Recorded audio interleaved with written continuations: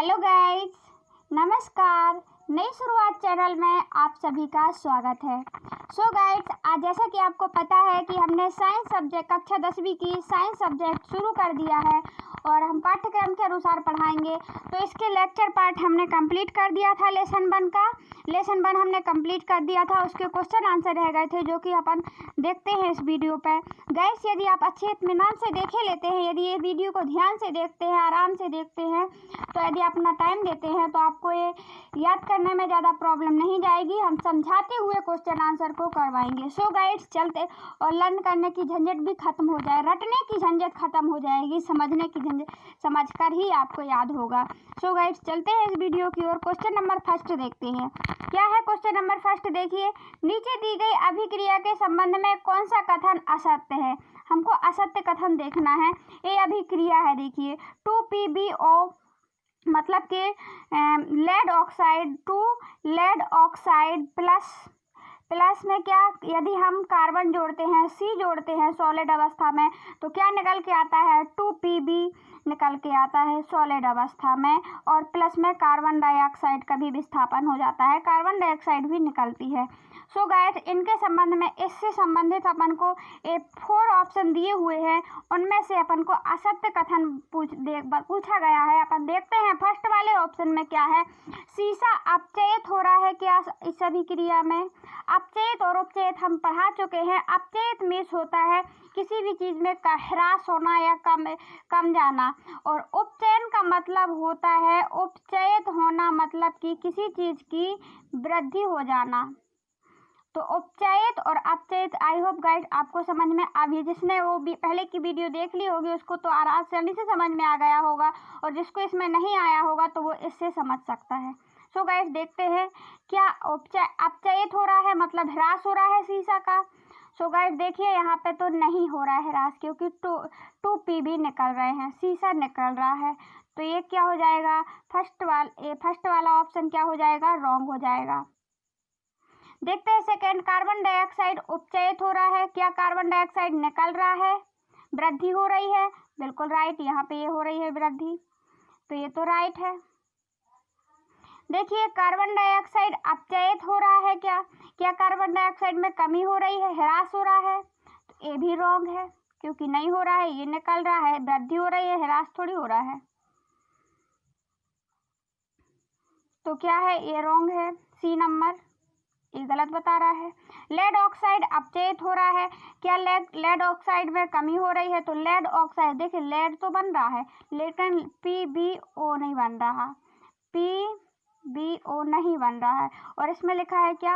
अपचयित हो रहा है, बिल्कुल हो रहा है, तो ये राइट हो जाएगा। तो इसका आंसर राइट होगा, वो होगा A और C। इसमें से ये दोनों रॉन्ग है।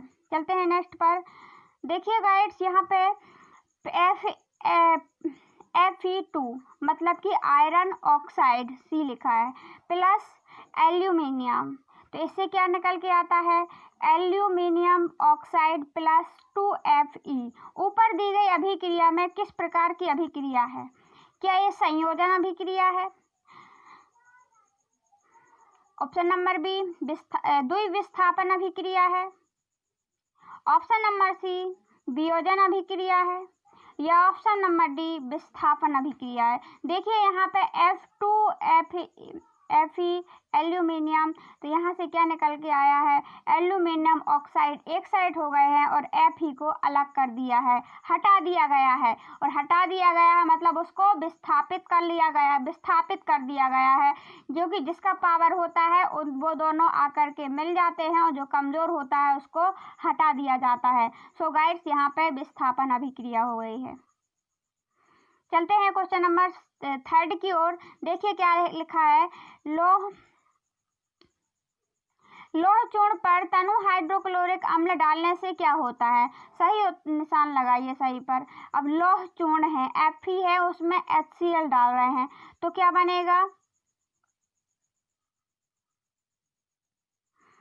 बनेगा? हाइड्रोजन गैस और आयन क्लोराइड मिल जाएंगे, मतलब Fe है और उसमें क्या डाल रहे हैं?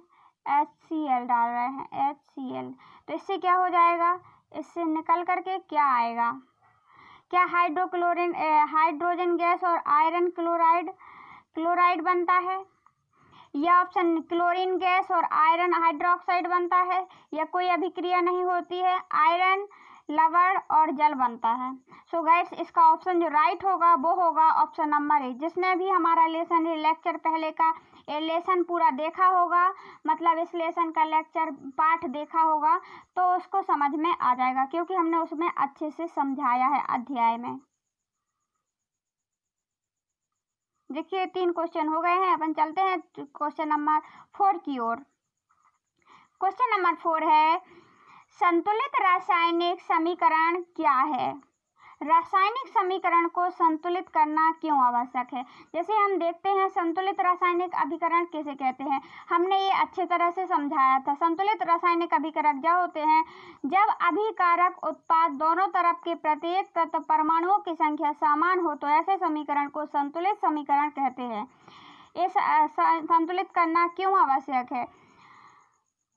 संतुलित रासायनिक द्रव्यमान संरक्षण के नियम को संतुलन करने के लिए रासायनिक समीकरण को संतुलित किया जाता है।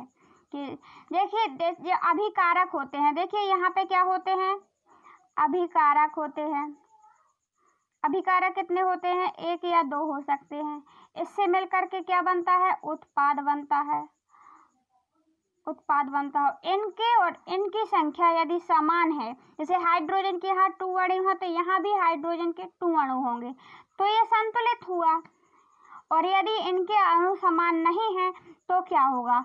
तो वो असंतुलित होगा। तो संतुलित करना क्यों जरूरी है? क्योंकि यदि अब यहाँ पे हाइड्रोजन का 2 अणु है और यहाँ पे H2O है और यहाँ पे H और 2 हो जाता है, और यहाँ पे 1 था, यहाँ 2 कैसे हो गया? और 2 हो जाएगा तो ऑक्सीजन की मात्रा बढ़ जाएगी ना। तो द्रव्यमान संरक्षण के नियम को संतुष्ट करने के लिए ही ऐसा किया जाता है, क्योंकि उनका द्रव्यमान भी बढ़ जाएगा, इसलिए अपन को संतुलित करना चाहिए।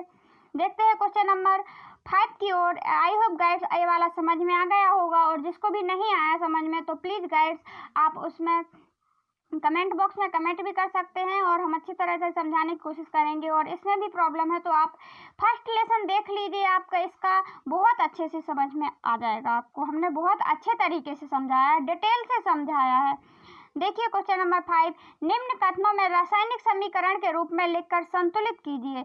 नाइट्रोजन ऑक्सीजन गैस अभिक्रिया बनाता है, इसको अपन को क्या करना है? संतुलित अभिक्रिया में लिखना है। तो नाइट्रोजन हाइड्रोजन गैस बनाता है। देखिए तो नाइट्रोजन हमने लिख दिया, नाइट्रोजन के हाइड्रोजन के 3 अणु, इससे अभिक्रिया करने पर क्या बन गया? 2 नाइट्रोजन के अणु बन गए और 3 हाइड्रोजन के। तो ये संतुलित है कि नहीं है? यहाँ भी बराबर अणु है, यहाँ भी अणु है।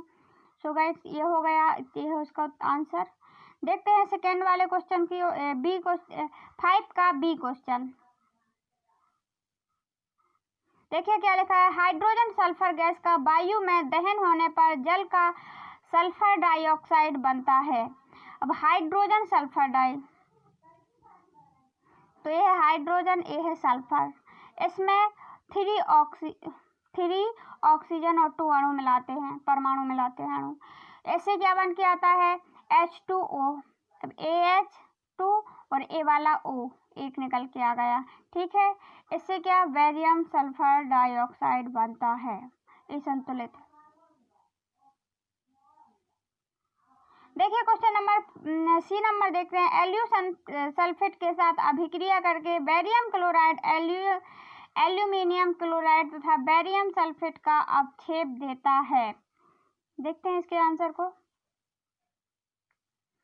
देखिए गाइस आप रफ रजिस्टर में आप लिख सकते हैं इसको, जो उसमें लिखा था। ये बेरियम के अणु है, बेरियम क्लोराइड वो उसमें बोला था, प्लस में एल्यूमिनियम मिला रहे हैं सल्फर डाइऑक्साइड, तो इससे क्या निकल के आ रहा है? इससे निकल के आ रहा है एल्यूमिनियम, ए वाले एल्यूमिनियम के 2 अणु और क्लोराइड, अब क्लोराइड के ए वाले क्लोराइड के ए वाले अणु, तो एल्यूमिनियम ए वाले और क्लोराइड ए वाले 3 अणु हो गए। अब इससे क्या निकल के आएगा अलग से? ए वाला बेरियम ए है और SO2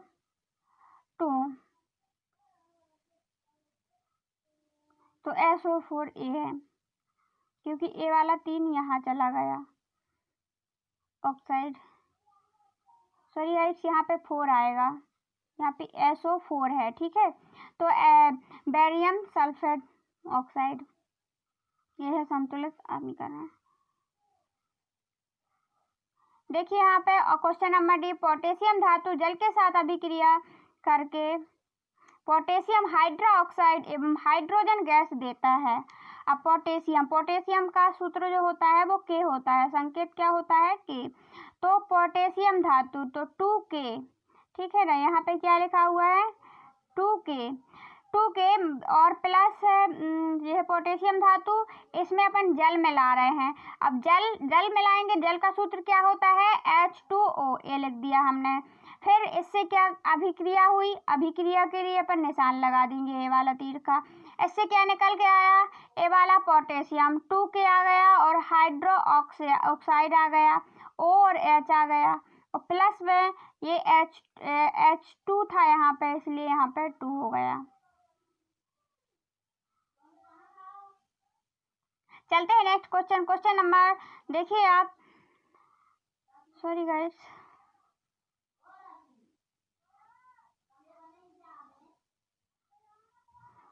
क्वेश्चन नंबर 6 है, निम्न रासायनिक समीकरण को संतुलित कीजिए।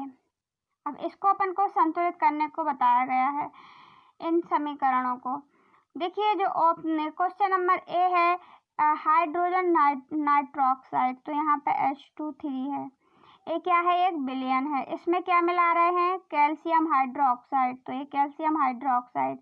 इससे क्या निकल के आएगा, यहाँ पे माइनस नहीं है, ये तीर का निशान है, कैल्शियम निकल के आ रहा है, नाइट्रोक्साइड, और प्लस में क्या निकल के आएगा, H2O।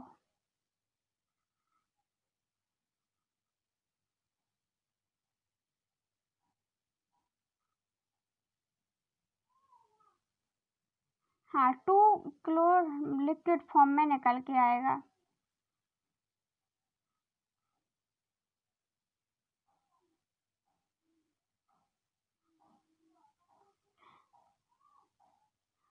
क्योंकि वो संतुलित था, ठीक है ना।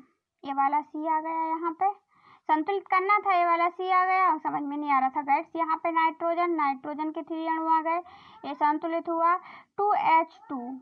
अब 2H ये है और H2 और O ये आ गया। सो गाइस ये संतुलित समीकरण हो गया। संतुलित करना मतलब अभिकारक और उत्पाद का, सॉरी गाइस,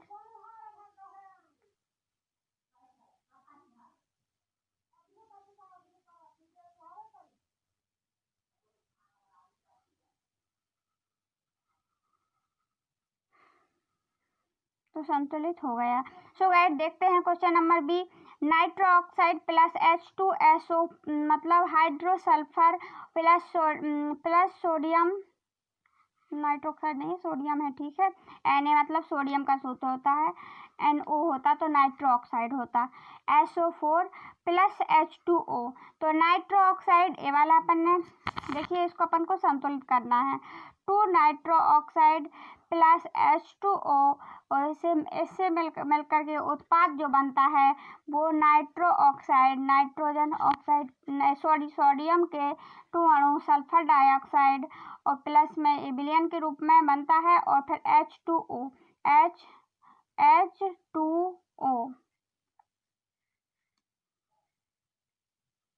ये है इसका संतुलित रूप। देखते हैं क्वेश्चन नंबर सी पर, मतलब कि सोडियम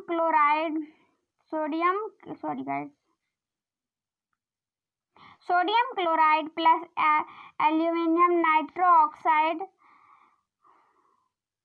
सिल्वर नाइट्रो ऑक्साइड, इसको अपन को संतुलित करना था। सो गाइस आप देख सकते हैं, मिला सकते हैं इनको। यदि आपको कहीं भी प्रॉब्लम होती है तो आप बताना। हमने ये सब संतुलित करना मतलब कि दोनों को बराबर करना, दोनों अभिकारक और उत्पाद के द्रव्यमान को, इसके लिए हमने वीडियो में बता चुका है लेसन में। देखिए barium chloride plus H2 sulphur dioxide plus barium sulphur dioxide HCl, इसको अपन को संतुलित करना है। तो बेरियम क्लोराइड एक क्या है, लिक्विड फॉर्म में है, एसो, हाँ लेकिन विलयन फॉर्म में है, प्लस इसमें H2SO4। अब इससे अपन संतुलित कैसे करेंगे? देखिए बेरियम क्लोराइड, बेरियम Ba अपन ने ए ले लिया, बिल्कुल ए ले लिया। अब SO4 इसका ले लिया, तो ये क्या हुआ SO4, ये बराबर अणु मिल गए अपन को 2HCl। अब देखो 2H ए ले लिया, 2H और Cl2, यहाँ पे भी 2 है और यहाँ पे भी H में भी 2 है, तो सब में यदि 2 का H2 भी है और Cl भी 2 है, तो ये बराबर हुआ, संतुलित समीकरण हुआ, हो गया। देखते हैं क्वेश्चन नंबर 7। निम्न अभिक्रियाओं के लिए संतुलित रासायनिक समीकरण लिखिए। क्या लिखना है? इसके लिए संतुलित रासायनिक समीकरण लिखना है, वही संतुलित करना है क्वेश्चन नंबर 7 में भी।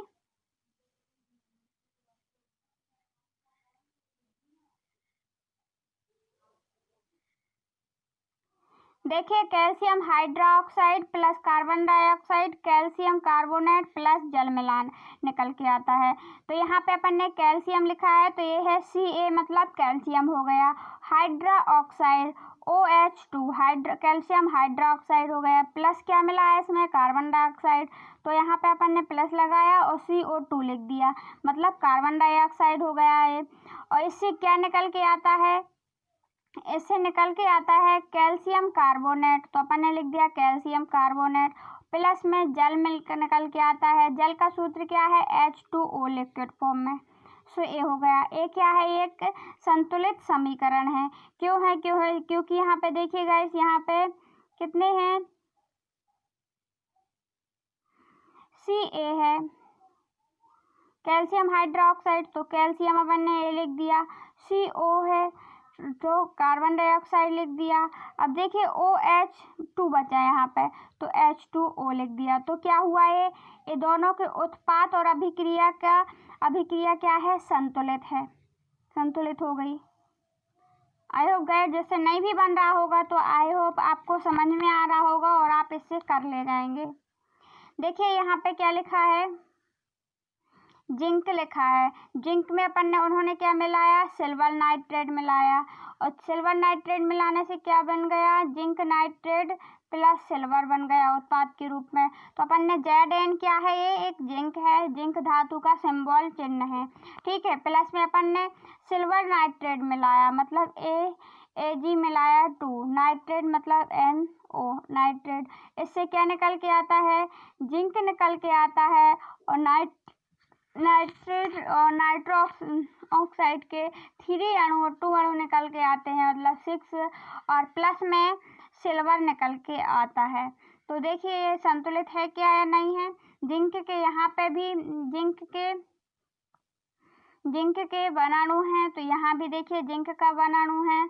यहाँ पे क्या है? नाइट्रो, यहाँ देख आप रजिस्टर में लिख लिए और मिलाने की कोशिश कीजिए। यहाँ पे हम यदि बताते हैं आपको तो दिखाई नहीं देता है, सो गाइस कर सकते हैं आप, ये बराबर अणु होंगे।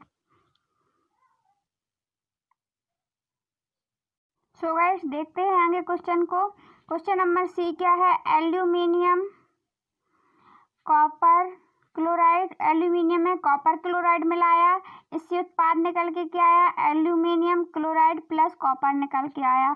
देखिए ये है एल्यूमिनियम, यहाँ पे अपन ने कॉपर क्लोराइड मिलाया, Cu मतलब कॉपर होता है, क्लोराइड मतलब कि Cl2 होता है। इनका विलयन मिलाया तो क्या निकल के आया हमको? ये मिला है एल्यूमिनियम के 2 अणु और क्लोराइड के 2 अणु, 3 अणु। इससे हमको 3 कॉपर मिल गए यहाँ पे सॉलिड अवस्था में। देखिए गाइड्स, यदि क्या ये संतुलित है? देखिए 2L मतलब 2 एल्यूमिनियम के परमाणु यहाँ पे भी, और क्लोराइड के भी 2 परमाणु, ये है क्लोराइड, और यहाँ पे 2, यहाँ पे 3, तो ये लिख दिया क्लोराइड। प्लस में 3 Cu के Cu मतलब कॉपर के परमाणु मिल जाते हैं यहाँ पे, और ये ठोस अवस्था में मिल जाता है।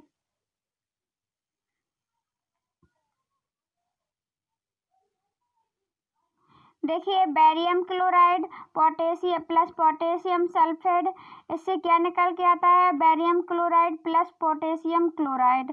ये लिखा है इसका सूत्र गाइड्स, आप मिला सकते हैं। देखिए barium chloride potassium sulphate plus में फिर इससे क्या निकल के आता है, barium sulphate plus potassium chloride निकल के आता है। हाँ विलयन अवस्था में निकल के आता है। गाइड्स आप इनके परमाणु संख्या मिला सकते हैं, मैथ लगाइए थोड़ी सी और आपको बन जाएगा।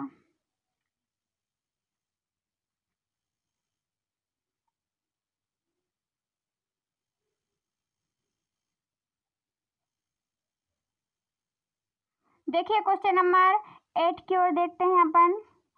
निम्न अभिक्रियाओं के लिए संतुलित समीकरण लिखिए, प्रत्येक अभिक्रिया का एक प्रकार बताइए। अब इनके लिए अपन को अभिक्रिया का प्रकार बताना है और संतुलित समीकरण लिखे, अभिक्रियाओं को संतुलित समीकरण लिखना है अपन को। ये कौन सी प्रकार की सॉलिड है कि गैस है या ठोस है, इससे संबंधित हमको ये भी बताना है। सो गाइस देखिए पोटेशियम ब्रोमाइड और प्लस में बेरियम आयोडाइड प्लस में पोटेशियम क्लोराइड, इन सब का आंसर देखिए हमने यहाँ पे लिखा हुआ है, ये आप पढ़ लीजिए और मिलाने की कोशिश कीजिए। देखिए अब जिसको भी यदि समझ में ना आए तो आप वीडियो को पॉज कर सकते हैं और देख सकते हैं। ये है इसके आंसर, इस वीडियो में नहीं बन पा रहा है। देखिए फर्स्ट वाले का ये है पोटेशियम ब्रोमाइड बेरियम ऑक्साइड, ये है के लिखा है हमने potassium bromide plus barium sulphate और फिर क्या है बेरियम आयोडाइड है प्लस पोटेशियम। तो देखिए ये है बेरियम आयोडाइड पोटेशियम।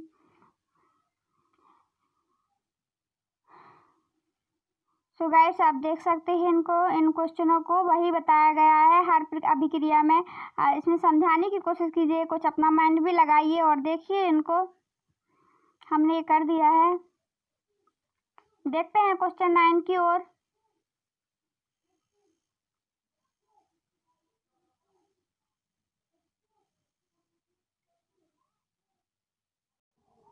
देखिए गाइस क्वेश्चन नंबर 9, ऊष्माक्षेपी एवं ऊष्माशोषी अभिक्रिया का क्या अर्थ है, मतलब ऊष्माक्षेपी और ऊष्माशोषी अभिक्रिया का क्या अर्थ है, उदाहरण दीजिए और समझाइए। सो गाइस हमने आपको बताया था लेक्चर पार्ट में कि ऊष्माक्षेपी अभिक्रिया किसे कहते हैं, मतलब ऊष्माक्षेपी अभिक्रिया उसे कहते हैं जब दो अभिकारक, दो या दो से अधिक अभिकारक मिलकर के उत्पाद बनाते हैं और उसे बनने में ऊष्मा का मतलब ऊर्जा निकलती है, उसको ऊष्माक्षेपी अभिक्रिया कहते हैं। जैसे हमने देखा था आपको कैल्शियम, मतलब कैल्शियम को जल से मिलाया था, कैल्शियम मतलब चूने को, जब हमने चूने को एक घड़े में लिया था, ये बहुत ही कम मात्रा में चूना था, उसमें हमने पानी डाला था और पानी डालने से क्या हुआ था, उसमें ऐसा लग रहा था जैसे चाय उबाल रही हो, तो ऊष्मा निकल रही थी। क्या निकल रही थी, ऊष्मा निकल रही थी उससे, और बहुत गर्म होता है तो उसको हम क्या कहेंगे, ऊष्माक्षेपी अभिक्रिया कहेंगे। और ऊष्माशोषी अभिक्रिया वह अभिक्रिया जिसको जिसके कारण क्या होती है कि जिसके यौगिक को, जैसे यौगिक दिया हुआ है उसके विखंडन के लिए ऊष्मा लगती है, इसमें जब ऊष्मा लगाई जाती है, ऊष्मा दी जाती है, उसको ऊष्माशोषी मतलब ऊष्मा का शोषण करता है, वो लेता है ऊष्मा और ये देता है ऊष्मा, इसलिए इसको क्षेपी कहते हैं। सो गाइस देखिए क्या लिखा है, वे अभिक्रियाएं जिसमें उत्पादों को बनाने पर ऊष्मा मुक्त होती है, निकलती है, उसको ऊष्माक्षेपी अभिक्रिया कहते हैं। जैसे सी प्लस, जैसे वे अभिक्रियाएं जिनमें, सॉरी गाइस क्या हो रहा है यार, जैसे हम देखते हैं कार्बन मिलाते हैं और ऑक्सीजन मिलाते हैं तो क्या होता है, उसमें CO2 बनती है, लेकिन उससे क्या निकलती है, ऊष्मा भी निकलती है। जैसे यहाँ पे 6 अणु कार्बन के मिला रहे थे, मतलब ये पाचन अभिक्रिया और ग्लूकोज बनता है इससे। एक कार्बन के मिलाते हैं और प्लस हाइड्रोजन के कितने अणु मिलाते हैं, 12 अणु मिलाते हैं और ऑक्सीजन के 6 अणु मिलाते हैं तो इससे क्या निकल के आता है, 6 अणु बन जाते हैं CO2 के। और हाँ, तो इसमें से और 6 H2O के बन जाते हैं। इसमें भी अपन श्वसन के रूप में ऊर्जा निकालते हैं।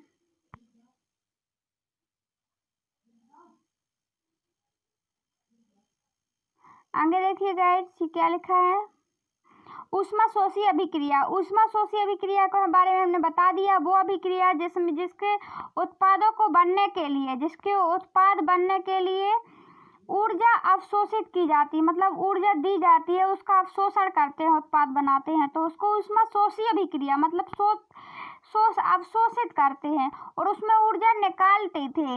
यदि कोई उत्पाद बनता है, बनाने में वे अभिक्रिया जिनमें उत्पाद बनाने में ऊष्मा मुक्त होती है, उसमें ऊष्माक्षेपी अभिक्रिया कहते हैं। और वे अभिकारक जिनमें उत्पाद बनाने में ऊर्जा का अवशोषण होता है, अवशोषित होती है, उसे अवशोषी अभिक्रिया कहते हैं। गाइस देखते हैं क्वेश्चन नंबर 10 की ओर।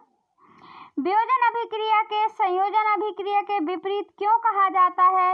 इन अभिक्रियाओं के लिए समीकरण लिखिए। गाइस क्या होता है, वियोजन अभिक्रिया को संयोजन अभिक्रिया से क्या कहा जाता है, विपरीत बोला जाता है। तो ऐसा क्यों बोला जाता है और समीकरण लिखिए और समझाइए। सो गाइस देखिए यहाँ पे, जिस प्रकार संयोजन अभिक्रिया में 2 या 2 से अधिक अभिकारक परस्पर क्रिया करके उत्पाद बनाते हैं, संयोजन अभिक्रिया में क्या होता है, अभिकारक होते हैं गाइस। क्या होते हैं? 2, जैसे C+O2 था, तो ये क्या थे, अभिकारक।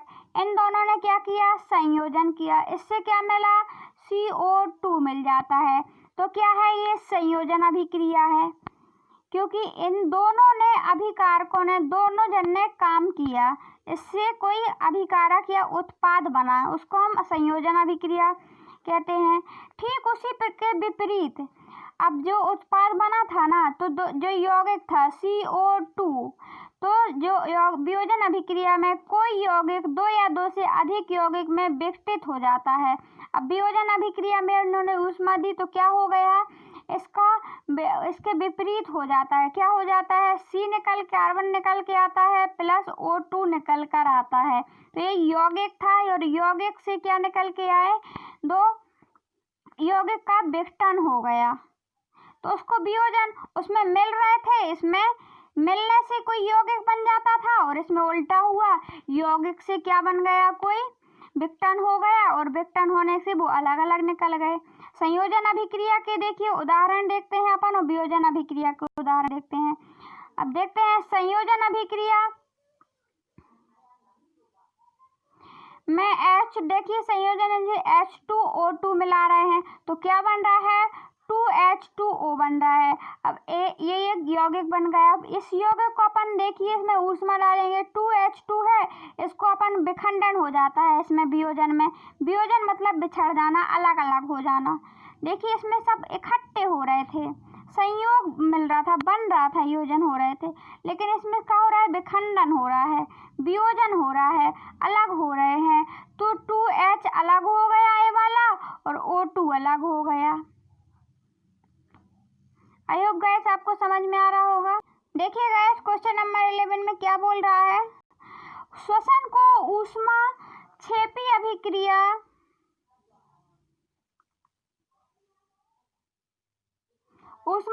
अभिक्रिया क्यों कहते हैं, वर्णन कीजिए। अब जब अपन सांस लेते हैं तो क्या ऊष्माक्षेपी अभिक्रिया, हमने यही बताया था, जिन अभिकारकों के मिलने से क्या होती है, ऊष्मा निकलती है, उसको ऊष्माक्षेपी अभिक्रिया कहते हैं। और ऊष्माक्षेपी अभिक्रिया क्या, श्वसन में भी ऊष्मा निकलती है। तो देखिए पाचन क्रिया के समय भोजन हमारे शरीर में उपस्थित ऑक्सीजन के साथ मिलकर ऊर्जा मुक्त करता है। क्या करता है, जब हम भोजन करते हैं तो हमारा भोजन होता है, वो शरीर में अपनी ऑक्सीजन होती है, ऑक्सीजन गैस, उसके साथ मिलकर के क्या करता है, वो ऊष्मा या ऊर्जा को निकालता है। हम देखते हैं ना, अपन जब खाना खा लेते हैं तो अपन एनर्जेटिक फील करने लगते हैं। जब अपन उपवास रहते हैं, किसी दिन खाना नहीं खाते, तो गाइस क्या हो जाता है, अपनी अंदर एनर्जी, ऊर्जा नहीं रहती, अपने अंदर शक्ति नहीं रहती है। और अपन जैसे खाना खाते हैं तो वो खाना क्या करता है, ऑक्सीजन के साथ क्रिया करके मिल करके ऊर्जा निकालता है। हमारे शरीर की कोशिकाओं को ऊर्जा मिलाती है। अतः श्वसन एक क्या है, ऊष्माक्षेपी अभिक्रिया। इसीलिए ऊष्माक्षेपी अभिक्रिया कहेंगे अपन श्वसन को, क्योंकि उससे ऊष्मा निकलती है, ऊर्जा निकलती है भोजन करते हैं जैसे ही। तो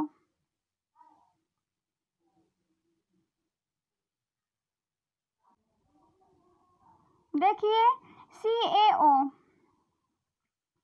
मतलब कैल्शियम ऑक्साइड का सामान्य नाम लिखिए। ये क्या है, CaO कैल्शियम ऑक्साइड है। ये क्या है, एक उत्तर में क्या आएगा, चूना पत्थर है, जिसको अपन चूना पत्थर बोल देते हैं, सामान्य नाम, ठीक है ना। अब देखिए क्वेश्चन नंबर 13 क्या है। ये वाले क्वेश्चन नीचे वाले गाइड्स हैं, गाइड्स जो आपकी NCERT बुक में दिए हुए हैं।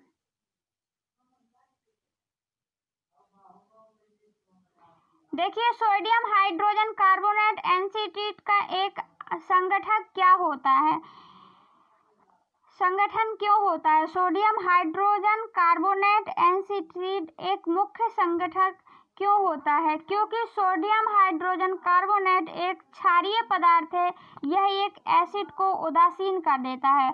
अब जब हमने बताया है अम्ल क्षार के बारे में, अध्याय 2 में पढ़ेंगे अपन, क्या है उसमें, यदि कोई क्षारीय होता है और जो क्षारीय होता है और ये क्या है, एक साइड क्या है, एसिड, एसिड मतलब अम्लीय, और जब दोनों को मिलाया जाता है, क्षारीय और अम्लीय की फाइट करवाई जाती है, तो क्या बन जाता है उसमें, उदासीन बन जाता है। वो उस दोनों का प्रभाव नहीं रहता। क्या होता है, यदि अपने मोहल्ले में 2 जन की लड़ाई हो जाए तो दोनों की इज्जत खराब हो जाती है, दोनों को लोग कहने लगते हैं ये लोग झगड़ालू हैं, इसी प्रकार उनका होता है। देखिए गाइस क्वेश्चन नंबर 14 देखते हैं। रासायनिक अभिक्रिया में अभिकारकों और उत्पादों को किन किन भौतिक अवस्थाओं में दर्शाया जाता है। तो रासायनिक अभिक्रियाओं को किन किन भौतिक अवस्थाओं में दर्शाया जाता है। अपन बोल देते हैं यार ठोस है, ठोस में जिसको अपन S से लिख देते हैं, सॉलिड से, द्रव में मतलब लिक्विड में, और गैस में G लिख देते हैं। अभी हमने रासायनिक अभिक्रियाओं के बारे में क्वेश्चन आंसर भी किए हैं, उसमें हमने ये भी देखा था सॉलिड, लिक्विड और विलयन यदि घोल होता है तो उसमें AQ के रूप में दर्शा देते हैं। क्वेश्चन नंबर 15 देखते हैं। क्या होता है जब मैग्नीशियम को रिबन वायु में उपस्थित क्या था क्वेश्चन की, क्या होता है कि जब मैग्नीशियम रिबन को वायु में जलाया जाता है तो साफ क्यों किया जाता है। सो गाइड वो इसलिए यह सफेद रंग का साफ नहीं किया जाता। क्वेश्चन क्या था कि यदि मैग्नीशियम को वायु में यदि जलाया जाता है तो उससे क्या निकल के आता है, तो यह सफेद रंग का मैग्नीशियम ऑक्साइड बनाता है। जब वायु में मैग्नीशियम को मिलाया दिया जाता है, क्योंकि मैग्नीशियम और प्लस ऑक्सीजन में मिलेगा तो क्या बनेगा, मैग्नीशियम ऑक्साइड बनेगा, O2 बन जाएगा। तो देखिए गाइस आगे देखते हैं क्वेश्चन नंबर 16। श्वसन को ऊष्माक्षेपी अभिक्रिया क्यों कहते हैं, कारण दीजिए। अभी अपन ने देखा था कि श्वसन को ऊष्माक्षेपी अभिक्रिया कहते हैं। क्या, ऊष्माक्षेपी मतलब जो अभिक्रिया ऊष्मा को निकालती है, मुक्त करती है, उसको ऊष्माक्षेपी अभिक्रिया कहते हैं। तो श्वसन को ऊष्माक्षेपी अभिक्रिया क्यों कहा जाता है, अपन को इसके बारे में बताना है। सो गाइस क्या है, श्वसन क्रिया जो हमारी कोशिकाओं में निरंतर होती रहती है, यही एक प्रकार की ऊष्माक्षेपी अभिक्रिया है। क्योंकि जैसे अपन भोजन करते हैं, ऑक्सीजन के साथ में मिल करके क्या कर देता है, भोजन हमको ऊर्जा देता है, ऊष्मा निकालता है। भोजन से प्राप्त कार्बोहाइड्रेट के टूटने के बाद ग्लूकोज में बदल जाता है।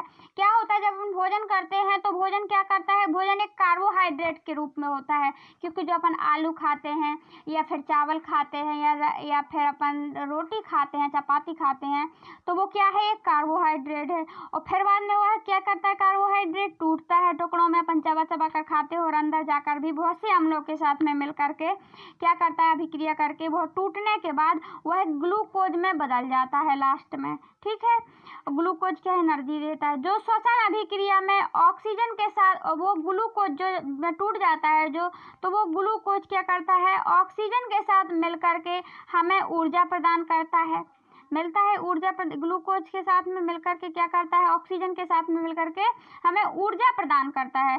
चूंकि यह ऊष्माक्षेपी अभिक्रिया है, ऊर्जा निकलती है, इसलिए श्वसन को ऊष्माक्षेपी अभिक्रिया कहा जाता है, क्योंकि उससे ऊष्मा निकलती है, इसलिए उसको जो ग्लूकोज होता है ऑक्सीजन से क्रिया करके, जैसे अपन भोजन करते हैं, भोजन कार्बोहाइड्रेट के रूप में होता है और कार्बोहाइड्रेट से क्या होता है, वो ग्लूकोज बन जाता है छोटे छोटे टुकड़ों में टूट करके। और ग्लूकोज क्या होता है, ऑक्सीजन से क्रिया कर लेता है, और ऑक्सीजन से क्रिया करने से क्या निकलती है, जब ग्लूकोज और ऑक्सीजन मिला तो क्या बन गया, क्या हुआ, एक ऊर्जा निकलती है। और ऊर्जा निकलती है जब जिस भी अभिक्रिया में ऊर्जा निकलती है, इसलिए उसको क्या कहा जाता है, ऊष्माक्षेपी अभिक्रिया कहा जाता है।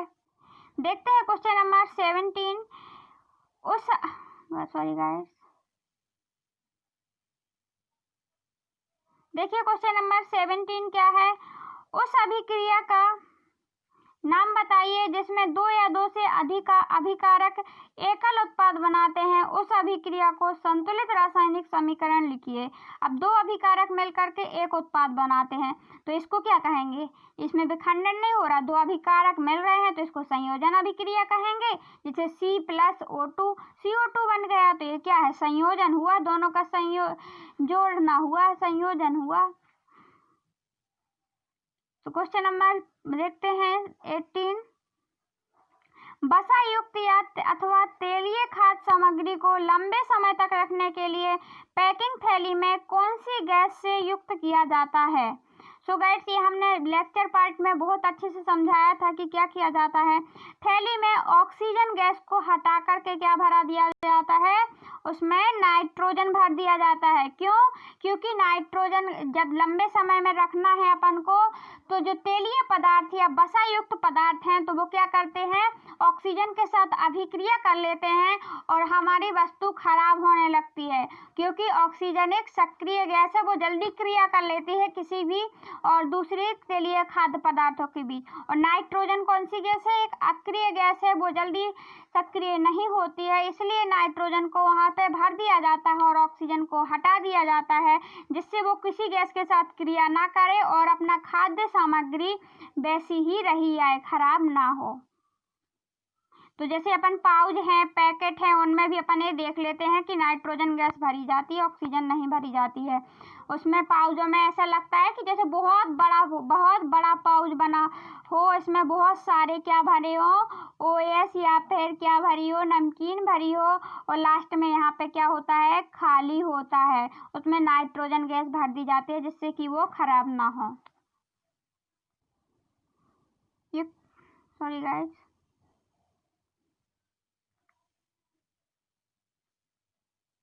देखते हैं अपन आगे।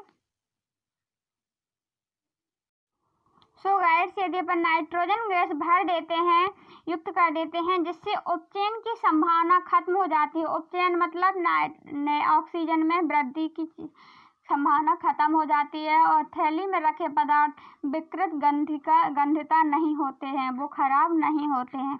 देखते हैं क्वेश्चन नंबर नेक्स्ट क्या है, वसा युक्त अथवा तेलीय खाद्य सामग्री में उपचयन उनमें से गुण आ जाते हैं। यदि उपचयन हो जाता है, उपचयन मतलब कि ऑक्सीजन की वृद्धि हो जाना, आ जाते हैं तो क्या हो जाता है, उसमें विकृत गंधिता हो जाते हैं, यदि अपन ऐसा नहीं करते हैं, नाइट्रोजन को नहीं भरते, ऑक्सीजन को नहीं हटाते हैं तो।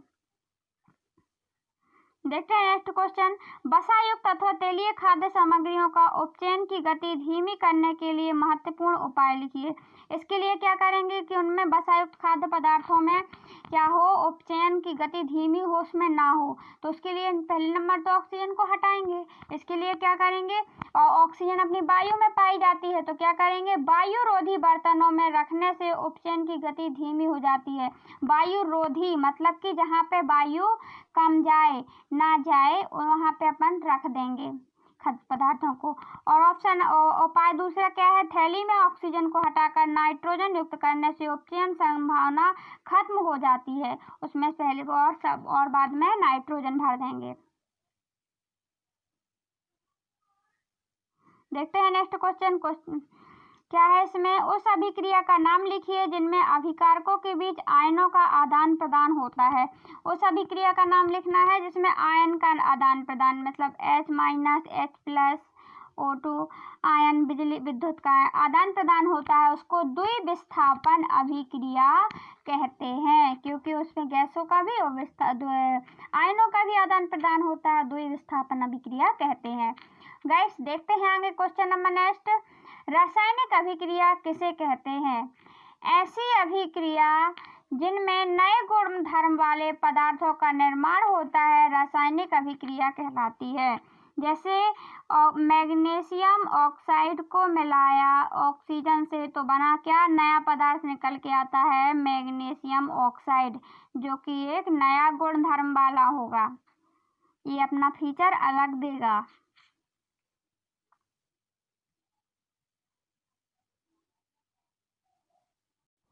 तो जैसे गाइड्स रासायनिक अभिक्रिया में दो अभिकारक मिलकर के एक नया उत्पाद बनाते हैं, जो इसका नया गुण धर्म होता है वो अलग होता है, उसी को हम रासायनिक अभिक्रिया कहते हैं। सो गाइड देखते हैं अपन इसमें, जैसे दूध से दही बनना लैक्टोबैसिलियस के कारण होता है ये। तो क्या होता है? दूध से दही बनना एक क्या है? एक रासायनिक अभिक्रिया है। लोहे में जंग लगना, ऑटोमेटिकली किसी भी चीज का क्या हो जाना? खराब हो जाना, ये भी क्या है? ऑक्सीकरण, मतलब कि ये क्या है? रासायनिक अभिक्रिया होती है। वरना वो यदि अपन ऑक्सीजन को निकाल देते वहां से तो दूध से ना तो दही बनता ना लोहे में जंग लगती। देखते हैं नेक्स्ट क्वेश्चन की ओर।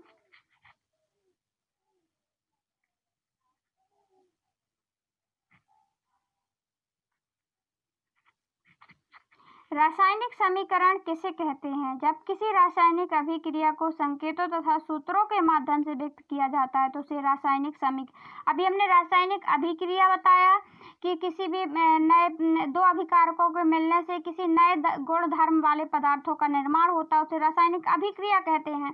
अब समीकरण किसे कहते हैं? जब किसी रासायनिक अभिक्रिया के संकेतों को, अब उनको संकेतों को अपन सूत्र रूप में लिख देते हैं, जैसे H2H + O2 और H2O बन गया, तो अपन इनको संकेतों में लिख दिया तो उसको समीकरण बन गया वो। नेक्स्ट क्वेश्चन पे चलते हैं। रासायनिक समीकरण को कितने भाग होते हैं? तो रासायनिक समीकरण के अपन देखते हैं दो भाग होते हैं। एक तो अभिकारक होता है, जैसे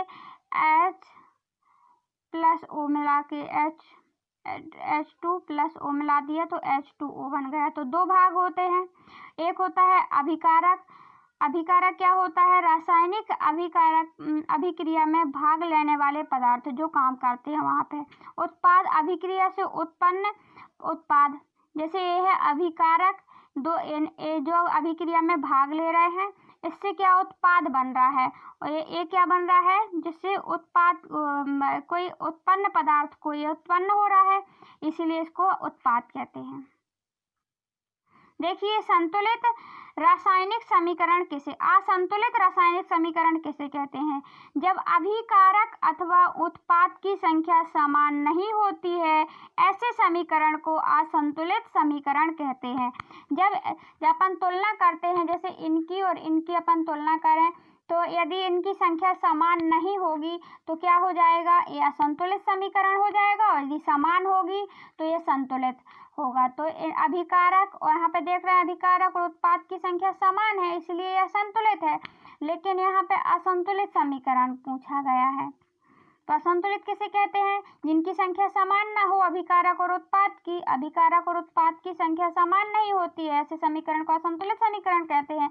जैसे 2 मैग्नी ऑक्साइड एक अभिकारक है, और इससे मिलकर के और ऑक्साइड मिलाया तो क्या बना? देखिए मैग्नी ऑक्साइड, और यहाँ पे 2 था, यहाँ पे O2 है, लेकिन यहाँ पे उत्पाद में क्या बन रहा है? O बस बन रहा है।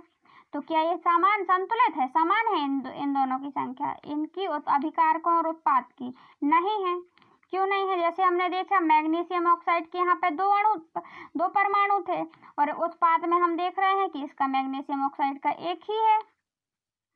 इसी प्रकार ऑक्सीजन के हमने यहाँ पे देखा, ऑक्सीजन के यहाँ पे 2 परमाणु थे, और उत्पाद में हमने देखा यहाँ पे कितना है?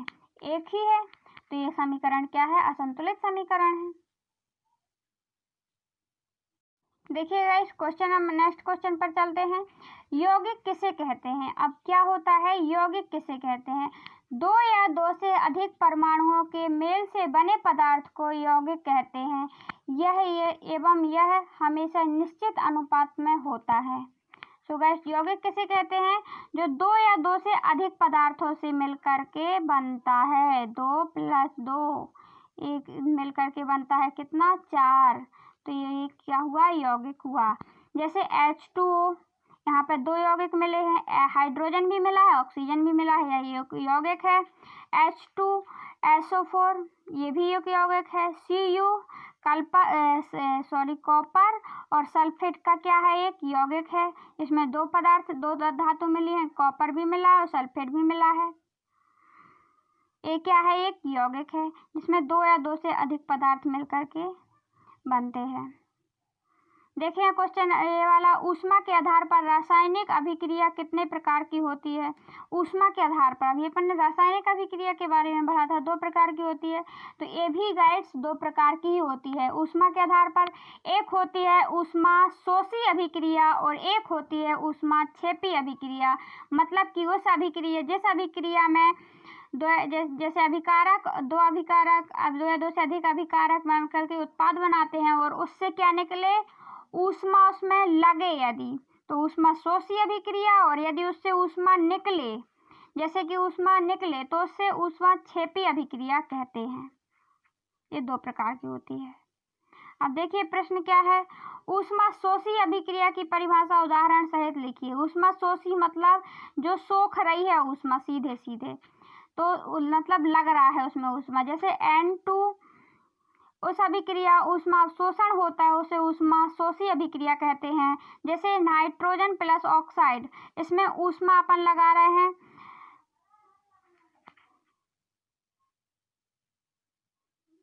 इसमें ऊष्मा का क्या हो रहा है? अवशोषण हो रहा है और N2O बन रही है, नाइट्रोजन ऑक्साइड बन रही है। ऊष्माक्षेपी अभिक्रिया की परिभाषा उदाहरण सहित लिखिए। अब ऊष्माक्षेपी अभिक्रिया मतलब ऊष्मा जिसमें निकलेगी, अभी लग रही थी ऊष्मा। सो गाइड्स, जैसे ऊष्माक्षेपी, जिस अभिक्रिया में, सॉरी गाइड्स डिस्टर्ब कर देते हैं आप लोगों को, जिस अभिक्रिया में ऊष्मा निकलती है उसे ऊष्माक्षेपी अभिक्रिया कहते हैं। जैसे CO + O2 मिला रहे हैं, तो CO2 मिल रही है और पास में क्या? ऊष्मा निकल रही है इसमें, इसको ऊष्माक्षेपी अभिक्रिया कहेंगे। गाइड्स देखते हैं आगे, संयोजन अभिक्रिया से आप क्या समझते हैं? अब संयोजन अभिक्रिया क्या है? संयोजन अभिक्रिया में दो पदार्थ से मिलकर के बनेगी और एक अभिक्रिया उत्पाद बनाएगी। वे अभिक्रियाएं जो दो या दो से अधिक पदार्थ मिलकर एक नया पदार्थ बनाती हैं, उन्हें हम संयोजन अभिक्रिया कहते हैं। मतलब दो चीजों का मिलना और एक नया पदार्थ का बनना, ये क्या है? संयोजन अभिक्रिया है। ठीक है। जैसे मैग्नीशियम ऑक्साइड और ऑक्सीजन में मैग्नीशियम प्लस ऑक्सीजन मिल रही है, मैग्नीशियम ऑक्साइड बन रहा है। मतलब दो चीजें मिल रही हैं यहाँ पे, मतलब दो से अधिक पदार्थ मिलने से एक नया पदार्थ बने, उसे ही हम संयोजन अभिक्रिया कहते हैं। इस अभिक्रिया में मैग्नीशियम ऑक्सीजन मिलकर अभिक्रिया करते हैं और नया पदार्थ मैग्नीशियम ऑक्साइड बनाते हैं। देखिए गाइस, उपचयन और अपचयन में अंतर कीजिए। उपचयन में ऑक्सीजन की वृद्धि होती है और अपचयन में ऑक्सीजन का ह्रास होता है, हाइड्रोजन की वृद्धि होती है। उपचयन तथा उपचयन एक दूसरे के पूरक अभिक्रिया हैं। जैसे उपचयन ऑक्सीजन की वृद्धि होती है तो अपचयन में ऑक्सीजन का ह्रास होता है, मतलब विपरीत अभिक्रियाएं हैं।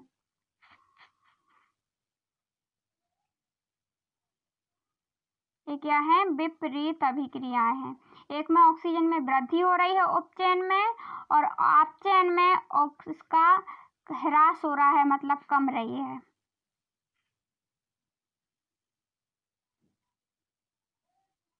देखिए, एक भूरे रंग का चमकदार तत्व X की, ये X लिखा है गाइड्स, X की वायु की उपस्थिति में गर्म करने पर वह काले रंग का हो जाता है। इस तत्व X एवं उस काले रंग का यौगिक का नाम बताइए। क्या होता है, एक भूरे रंग का चमकदार तत्व है, उसकी उपस्थिति उसमें वायु की उपस्थिति में गर्म करने पर वह काले रंग का वो भूरे रंग का काला वायु की उपस्थिति में गर्म करने पर वह कैसा पड़ रहा था, काला पड़ जाता है। इस अभिक्रिया का समग्र उदाहरण और तो उसका नाम क्या है, इसका उदाहरण और समीकरण देखिए। यह तत्व X कॉपर है। क्या है, कॉपर को यदि हम काले रंग का यौगिक है कॉपर ऑक्साइड, यदि हम उसको गर्म भूरे रंग का है और यदि हम उसको ऑक्सीजन या ऊष्मा देते हैं, गर्म करते हैं, ये कॉपर का सूत्र, तो कॉपर को गर्म करते हैं तो उसमें ऊष्मा निकलती है, वह क्या पड़ जाता है, काले रंग का पड़ जाता है। देखते हैं नेक्स्ट क्वेश्चन, संक्षारण क्या है।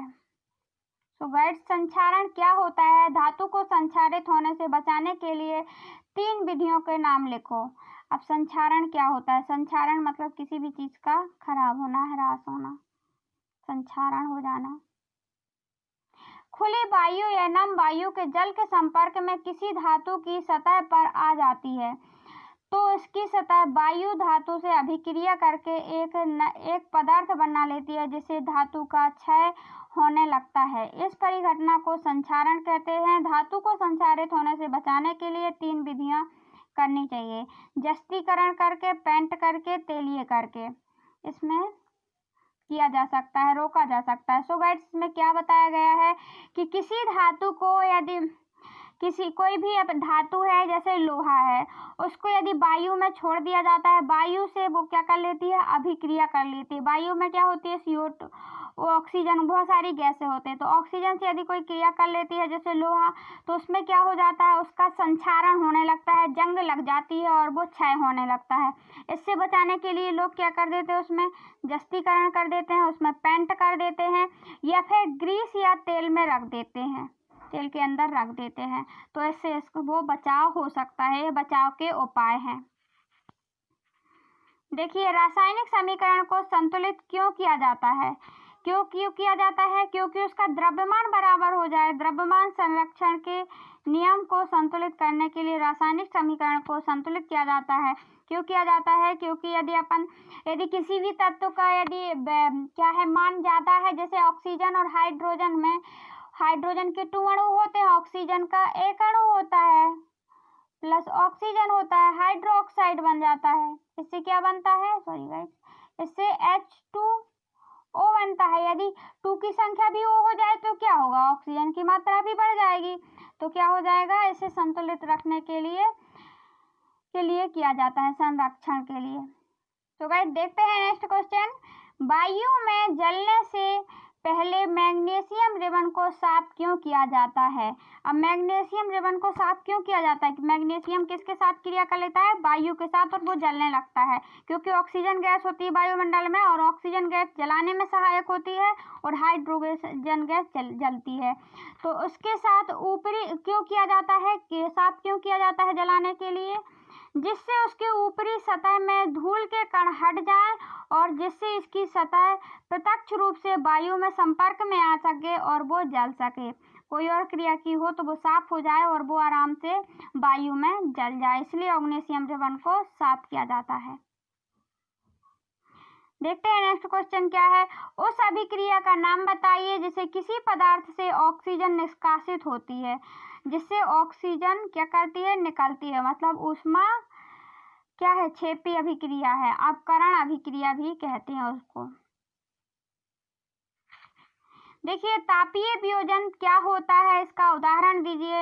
ऐसी अभिक्रिया जिसमें गर्म करने पर कोई पदार्थ 2 या 2 से अधिक पदार्थों में विघटित हो जाता है उसे तापीय या वियोजन अभिक्रिया कहते हैं। तापीय वियोजन, संयोजन अभिक्रिया में क्या होता है, दो यौगिक मिलने से एक उत्पाद बनता है और वियोजन में यौगिक से क्या बन जाता है, ऊष्मा देकर के उसमें तापीय वियोजन देकर के उसमें कुछ को 2 अलग अलग टुकड़ों में तोड़ दिया जाता है, वियोजन कर दिया जाता है, विखंडन कर दिया जाता है, या फिर उसका क्या कर दिया जाता है, वियोग कर दिया जाता है। संयोजन वियोजन में अंतर हो जाएगा ये भी। देखिए, उदाहरण, कैल्शियम कार्बोनेट गर्म करने पर कैल्शियम ऑक्साइड तथा कार्बन डाइऑक्साइड में विघटित हो जाता है, ये होता है। So thanks for watching guides. ऐसी ही अन्य वीडियो पाने के लिए हमारे चैनल को सब्सक्राइब करें, शेयर करें और लाइक करें। गाइस, कोई भी आए वीडियो को देखने के बाद अपने कमेंट बॉक्स में राय अवश्य बताएं आपको कैसी वीडियो लगी। और यदि आपको पसंद है वीडियो नहीं आती है तो प्लीज़ गाइस डिसलाइक करें, पर कमेंट बॉक्स में अपनी राय अवश्य बताएं कि आपको पसंद क्यों नहीं आई, हमारी कमी कहाँ रह गई। So guys, thanks for watching. मिलते हैं किसी नेक्स्ट टॉपिक की ओर। अम्ल क्षार पढ़ाएंगे अपन, लेसन 2 पढ़ाएंगे इसी का। और मिलते हैं किसी नेक्स्ट लेक्चर में। So guys, take care, all the best. पढ़ते रहिए, आगे बढ़ते रहिए, अपना नॉलेज बढ़ाते रहिए। Thanks for watching guys, bye bye.